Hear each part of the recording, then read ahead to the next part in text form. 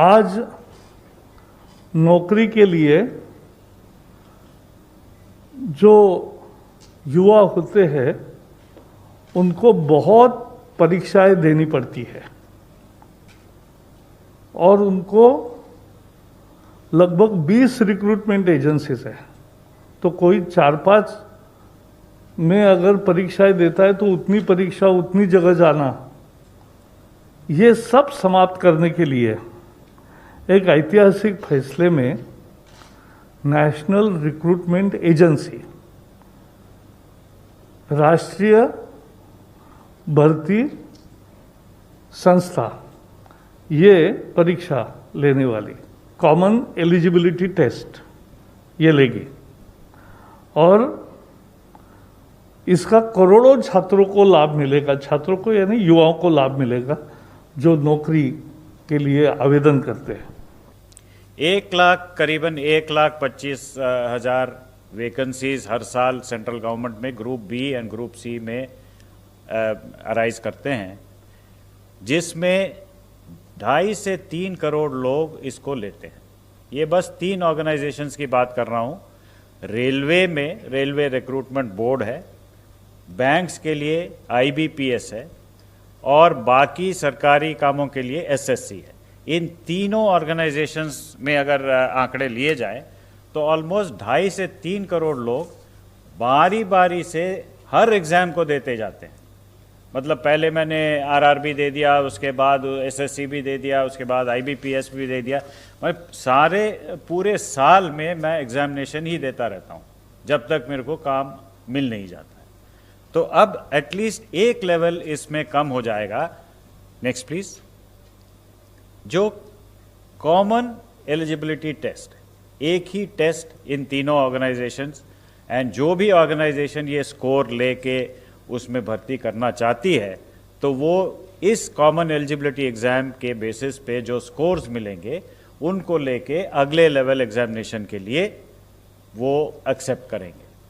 तो ये national recruitment agency एक सोसाइटी होगी, autonomous society under societies act. तो इसमें तीनों एजेंसीज के रिप्रेजेंटेटिव्स होंगे, जैसे मैंने कहा SSC के, RRB के और IBPS के, तीनों के रिप्रेजेंटेटिव्स होंगे इस सोसाइटी को फॉर्म करने में, गवर्निंग बॉडीज में। ये कंडक्ट करेगा टायर 1 एग्जामिनेशन, जिसमें सबसे अधिक लोग पार्टिसिपेट करते हैं, वो 2.5 करोड़ जो मैंने कहा, वो फर्स्ट लेवल एग्जामिनेशन है, टायर 1 एग्जामिनेशन है, उसको कंडक्ट करेगी। ये फुल्ली ऑनलाइन एग्ज़ाम होगा, कंप्यूटर बेस्ड एग्ज़ाम होगा और उसके स्कोर्स जो हैं वो इमीडिएटली कैंडिडेट को मिल जाएगा, जिसके बेसिस पे वो किसी भी एजेंसी में अपना, या SSC हो या RRB हो या IBPS हो, वो स्कोर के आधार पे वो अप्लाई करके अगले लेवल एग्जामिनेशन ले सकते हैं। अब 3 ही एजेंसीज को पहले लिया है हमने, लेकिन in due course of time जैसे जैसे ये स्टेबलाइज होता जाएगा तो सारे रिक्रूटमेंट एजेंसीज में इस स्कोर को एक्सेप्टेंस देने की, इसको एक्सपैंड करने की भी हम सोच रहे हैं। तो इसमें फ़ायदा ये होगा कि स्टैंडर्ड करिकुलम होगा, एक ही करिकुलम होगा, एक पाठ्यक्रम के अनुसार एग्ज़ाम दिया जा सकता है। हर ज़िले में, ये बहुत ही महत्वपूर्ण पॉइंट है कि हर ज़िले में एग्जामिनेशन सेंटर्स एटलीस्ट एक, और जहाँ कैंडिडेट्स ज़्यादा हैं तो मोर देन एक, सेवरल सेंटर्स खोले जाएंगे, सो दैट ये जो अर्बन बायस है, जो दूर दराज इलाके में जो सेंटर्स नहीं हैं, अब हर ज़िले में ये सेंटर खोले जाएंगे। तो this will be a big bone for women, for the poor and the rural candidates. There will be a standard degree of difficulty. So nobody can say that that exam was easy, this exam was difficult. There will be standard degree of difficulty. And another important thing is ये multiple languages में होंगे. The initial attempt is to make it in at least 12 languages, 12 Indian languages, so that people from different parts of the country, they can take part in the examination and increase the representation in the central government jobs. Next, please. The common eligibility test, as I mentioned, was a first level test to shortlist the candidates. The scores will be valid for 3 years. Means same scores you can use for 3 years, and you also have an opportunity to improve your score by giving the examination again. And the best score in all your attempts will be taken for the purposes of the recruitment. Next, please. So in short, when I give you the picture, it is a common registration portal जहाँ पे एक ही registration portal पे candidate को register करना होगा. Question bank with same degree of difficulty, एक question bank होगा जिसमें से central server बहुत secure manner में रखा जाएगा. वो test center में security के साथ जाएगा with all the protocols which are required, the technological firewalls etc. उसमें होंगे. और फाइनली वो स्कोर्स जनरेट हो जाएंगे जो 3 साल के लिए उनको वैलिड होगा. सर मेरा सवाल जितेंद्र सर से है. सर एक बात बताएं कि इसमें उम्र को लेके आपने कहा कि एज बार वो किस तरीके से होगा. मान लीजिए रेलवे में उम्र की कोई सीमा है, बैंक में कुछ सीमा है, एसएससी की कुछ सीमा है, तो क्या इसमें कोई कॉमन उम्र की सीमा होगी या फिर ऐसा? नहीं, देखिए प्रीलिमिनरी टेस्ट में जिस प्रकार की सीमाएं पहले से निर्धारित है वही रहेंगी यहाँ पर भी, और बाई एंड लार्ज अलग सीमाएं नहीं है. मतलब कॉमन जो सर्विस रूल्स में जो एज लिमिट है वो उसी तरह से रहेगी. भले अब जैसे शेड्यूल कास्ट कैटेगरी के लिए थोड़ी सी एज लिमिट अलग है, कुछ दिव्यांगों के लिए अलग है, तो that rules remains as it is. That has not been touched. This is only to bring in ease of selection by overcoming one stage, first stage, और बाकी किसी चीज़ को नहीं छेड़ा गया. 52. मेरा सवाल जितेंद्र सर से है. सर जिस तरह से एनटीए बना था आज से 2-3 साल पहले, तब जो है स्टूडेंट्स को टेक्नोलॉजी से अप्राइज करने के लिए उन्हें मॉक टेस्ट भी देने की इजाज़त दी गई थी, और ताकि वो कंप्यूटर वगैरह से फेमिलियर हो जाए. जो नेशनल रिक्रूट एजेंसी बन रही है, क्या जो पेपर 2 साल में होने, मतलब साल में 2 बार होने वाले हैं, क्या जो कैंडिडेट्स बैठ रहे हैं उन्हें मौका मिलेगा कि वो मॉक टेस्ट पहले दें, ताकि जो है वो अप्राइज हो सके टेक्नोलॉजी से किस तरह, क्योंकि दूर दराज से लोग आएंगे, ग्रामीण क्षेत्रों से लोग आएंगे, कई लोग जानते भी नहीं है कि ऑनलाइन में कैसे दिया जाएगा, कैसा फॉर्मेट होगा, क्या ऐसे मौके दिए जाएंगे? बल्कि उनको ये फ़ायदा रहेगा. एक तो जैसे आपने कहा, आपकी बात से ही जुड़ती बात है कि यकीनन दी नेशनल रिक्रूटमेंट एजेंसी अथॉरिटीज़ ये भी सुनिश्चित करेंगी वहाँ प्रशिक्षण भी किया जाए, अवेयरनेस भी होगी. वो शायद प्रेजेंटेशन में आया भी बीच में. और साथ ही साथ जो लोग दूर दराज, जैसे आपने कहा, who had no access at all, वो ऐसे लोग हैं जो पहुंच ही नहीं पाते थे सेंटर तक, वो कम से कम अब इस स्थिति में होंगे, सेंटर पे पहुंचेंगे और वहां उनका प्रशिक्षण होगा. So this is a huge breakthrough for them.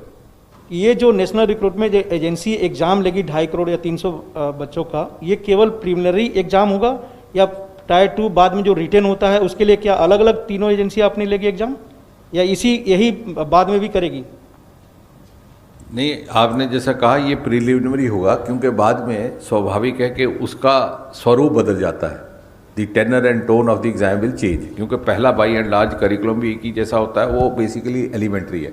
उसके बाद मान लीजिए किसी ने बैंकिंग सेक्टर में जाना है, तो बैंकिंग सेक्टर की नुक्ता नज़र से ही उसके क्वेश्चन पेपर बनाया जाएगा, और सिलेक्शन भी उसी तरह की होगी, क्योंकि उनके पास मेरिट लिस्ट होगी एम्प्लॉयर के पास, उसके सामने होगा कैंडिडेट का प्रोफाइल, और कैंडिडेट उसी के लिए अप्लाई करेगा. तो आपका कहना ठीक है, प्रीलिमिनरी स्टेज एलिमिनेट हुई है. दूसरी करने में थोड़ी दिक्कत है, कोई रेलवे में या कोई जाएगा, कोई एसएससी के नौकरियों के लिए जाएगा. 56. सर उसी सवाल पे, मतलब आरआरबी, एसएससी और आईबीपीएस जो बैंक, ये एबॉलिश नहीं हो रहे हैं? नहीं, एबॉलिश करने की बात नहीं है. हम उनको फैसिलिटेट कर रहे हैं, जो उनका पहला टेस्ट है, और ये अभी चूँकि नया प्रयोग है और नया इंटरवेंशन, नया रिफॉर्म है, तो टू बिगिन विद 3 इसमें शामिल है. आगे चल के और इसी अनुभव के आधार पर बाकी रिक्रूटमेंट एजेंसीज को भी शामिल किया जा सकता है. नहीं, जैसे अगर मैं कैंडिडेट हूँ, मैं फर्स्ट राउंड ये देता हूँ, मुझे जितने भी मार्क्स स्कोर में जितने आएंगे वो लेके मुझे फिर इन तीनों एजेंसी में से जो भी नौकरी जहाँ भी चाहिए वहाँ मैं जा सकता हूँ. अगर आप उस लेजिटिमेट लिस्ट में आ जाते हैं, तो अब आपको जो एडवर्टाइजमेंट अगली आएगी, मान लीजिए बैंकिंग की, तो आपने उसको अप्लाई किया, उसने आपको देखा, आपने उसको देखा, दोनों की अगर अनुकूलता मिल गई तो आपको नौकरी मिल गई. या आपकी सिलेक्शन हो गई for the next stage of test which will of course be more specialised test, क्योंकि आपके जॉब की नौयत और उसके रिक्वायरमेंट के हिसाब से। लेकिन जो उसने पहले एक टेस्ट करना था उससे आप बच गए, वो भी बच गए कंडक्ट करने से, और आपको वो दुविधा नहीं रही कि आपको जगह जगह 20 सेंटरों पे जाना पड़े या 20 जगह। और उसमें क्या होता था तो कई बार आप कॉम्प्रोमाइज़ कर लेते थे कि साहब चलिए इस बार वो करेंगे, उसमें नहीं अपीयर होते। अब इसमें आपके लिए खुल गया, आप हर जगह एलिजिबल हो गए। तो जैसा कि आपने सुना प्रकाश जावड़ेकर ने मतलब इस पर अपना क्या बयान दिया है, और मुझे लगता है कहीं ना कहीं जो एनआरए और सीईटी की जो इनका रूल्स आने वाला है ये काफ़ी बेनिफिशियल रहेगा जो आप स्टूडेंट्स हैं जो तैयारी कर रहे हैं गवर्नमेंट्स की। क्योंकि इसमें क्या करा इन्होंने, मतलब तीनों जो एग्ज़ाम होते हैं जो प्री होता है यानी कि आईबीपीएस, रेलवे और एसएससी में, इनको कहीं ना कहीं इनके सिलेबस को इनको जो अभी तक हालांकि इनका सिलेबस नहीं हुआ मिला है बट मिल जाएगा, तो इनके सिलेबस को मर्ज कर दिया जाएगा। और एक ये पैटर्न रहेगा कि आपको सिर्फ प्री निकालना पड़ेगा और मेंस में आपको इंडिविजुअली तीनों में अलग अलग जाना पड़ेगा। तो अब बात करते हैं इनकी मतलब पॉजिटिव पॉइंट्स क्या है। देखो सरकार ने बस ये प्रॉब्लम सॉर्ट आउट की है इसमें बच्चों की, कि जो बच्चों को दूर दूर जाना पड़ता था एग्ज़ाम सेंटर्स में देने के लिए तीनों का, और जो प्री होता था तीनों का अलग अलग होता था। तो उन्होंने प्री को मतलब क्या है कॉमन कर दिया है, और इसकी वैलिडिटी 3 साल रहेगी आपकी, और साल में आप इसके 2 अटैम्प्ट दे सकते हो। और ये अच्छी बात है, मतलब इसका जो स्कोर कार्ड है वो 3 साल तक वैलिड रहेगा आपका प्री का, और जैसे ही मेंस की भर्ती निकलती रहेगी इनकी तो आप टाइम टू टाइम इनको अप्लाई कर सकते हैं। और साथ में मतलब आप इसमें अपने अकॉर्डिंग ही एग्ज़ाम सेंटर और डेट भी डिसाइड कर सकते हैं कि आपको भाई कहाँ जाना है। और होपफुली इन्होंने ये भी कहा है कि भाई सेंटर जो हैं वो आपको आसपास के ही मिलेंगे, क्योंकि इस तरह से फैसिलिटीज़ प्रोवाइड की जाएगी। इसके जो नेटवर्क है इसको थोड़ा सा और एक्सपेंड किया जाएगा कि हर जगह में मतलब आपको दूर ना जाना पड़े, आपके आसपास के ज़िले में ही आपको जो एग्ज़ाम है वो कंडक्ट आपका करवा दिया जाए। बात करते हैं कि भाई अब कौन कौन बच्चे हैं मतलब इसमें दे सकते हैं एग्ज़ाम। तो देखो 10th 12th और ग्रेजुएशन लेवल पे अलग अलग सीईटी होगा आपका। 10th के अगर 10th की बेस पे भर रहे हो तो अलग है, 12th पे अलग है, ग्रेजुएशन पे अलग है, तीनों का यानी कि कॉमन नहीं होगा। तो अच्छा है, मतलब इसके लिए क्या मतलब जो लेवल होगा वो भी थोड़ा सा डिफ्रेंशिएट करेगा हर एक का। और बात करते हैं भाई अब इसकी ट्रांसपोर्ट की। तो देखो ट्रांसपोर्ट फैसिलिटी इंडिया में भी मतलब अच्छी है, बट बच्चों को फिर भी दूर दूर जाना पड़ता है। कई मतलब यहाँ दिल्ली भरा है तो उसको मुंबई जाना पड़ेगा एग्ज़ाम देने के लिए, बच्चे के दिन ख़राब होते हैं और मतलब बच्चे की नींद पूरी नहीं होती। तो और कई लेडीज़ हैं, मेनली लेडीज़ को लेके ये प्रॉब्लम होती है भाई, गांव दराज में रहती हैं जो और दूर नहीं जा सकती एग्ज़ाम देने, तो ये प्रॉब्लम शॉर्ट आउट कर दीजिएगी, ये अच्छी बात है इसमें। और अब फ़ीस की बात करते हैं तो देखो फ़ीस में मुझे थोड़ा सा कन्फ्यूज़न है, कन्फर्म नहीं है अभी तक ये भी कि क्योंकि चलो प्री की अगर आपने सपोज़ फ़ीस दे दी एक बच्चे ने और उसने प्री निकाल दिया, उसकी वैलिडिटी 3 साल रहेगी। इट मीन्स वो 3 साल तक जो मेंस के जो एग्ज़ाम है उनके लिए क्या वो फ्रीली पेपर दे सकता है तीनों के, यानी कि इसका बेनिफिट अगर ये है ऐसा तो अच्छी बात है। एक बार एग्ज़ाम निकालो, किसी बच्चे का स्टार्टिंग में प्री निकल गया तो वो भाई 3 साल तक कोई फ़ीस नहीं देगा और तीनों सेक्टर्स में अप्लाई कर सकता है जॉब के लिए, मेंस के लिए।